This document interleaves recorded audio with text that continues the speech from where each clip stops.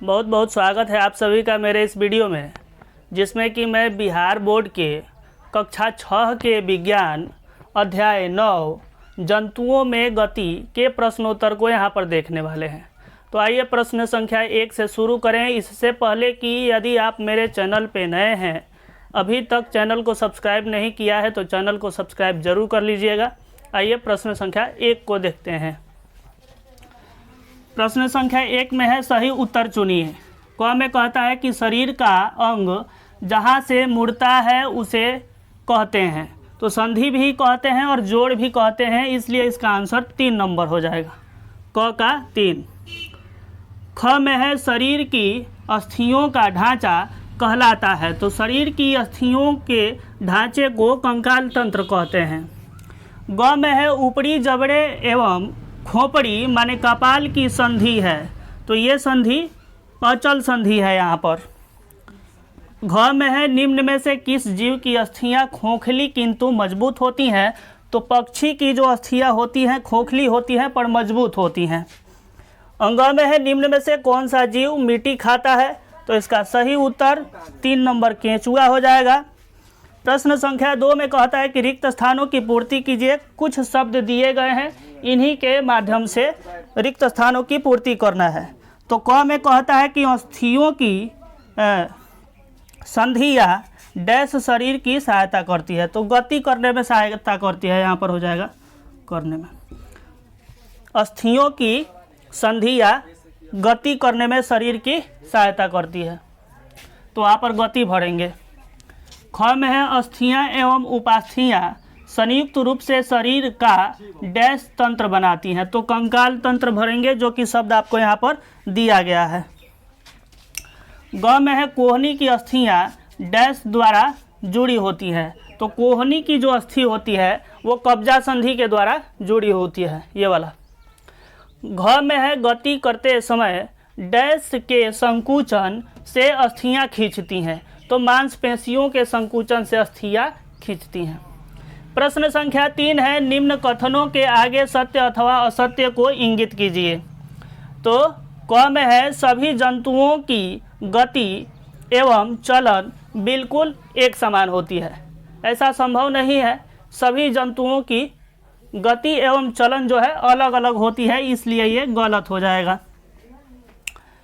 ख में कहता है कि उपास्थि अस्थि की अपेक्षा कठोर होती है, यह भी गलत है, इसलिए गलत को टिक करेंगे। ग में कहता है कि अंगुलियों की अस्थियों में संधि नहीं होता है, यहाँ पर तो संधि होता है, ये कहता है कि नहीं होता है, इसलिए गलत है। उसके बाद घ में है अग्रभुजा में 2 अस्थियाँ होती हैं, ये सही है, सही टिक करेंगे। उसके बाद कहता है कि तिलचट्टा में बाह्य कंकाल तंत्र होता है, यह भी सही है, इसलिए यहाँ पर सही को टिक करेंगे। इसके बाद अगले प्रश्न को देखते हैं। इसके बाद प्रश्न संख्या 4 है, जिसमें कहा है कि कॉलम 1 में दिए गए शब्दों का संबंध कॉलम 2 के एक अथवा अधिक कथन से जोड़िए।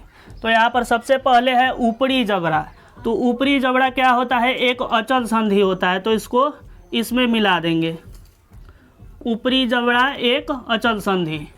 मछली का शरीर जो होता है धारा रेखीय होता है, इसलिए इसमें मिलाएंगे।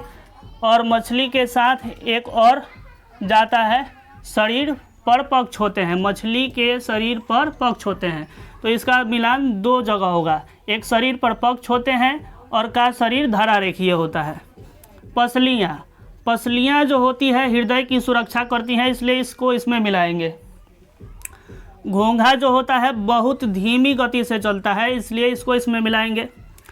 तिलचट्टा क्या है कि हवा में उड़ भी सकता है और इसके शरीर में कंकाल जो होता है वो बाहरी कंकाल होता है, इसलिए इसका मिलान भी 2 जगह हो जाएगा। ठीक है। उसके बाद प्रश्न संख्या 5 है निम्न प्रश्नों के उत्तर दीजिए। क में कहा है कंदुक खलिका संधि क्या है, उत्तर में लिखेंगे कंधे की हड्डी और हाथ की हड्डी के जोड़ को कंदुक खलिका संधि कहते हैं। इसके बाद ख पर आइए, कपाल की अस्थि कौन सी गति करती है, उत्तर में लिखेंगे हमारे शरीर के अंदर की अस्थियों के जुड़ने से खोपड़ी या कपाल बनी है।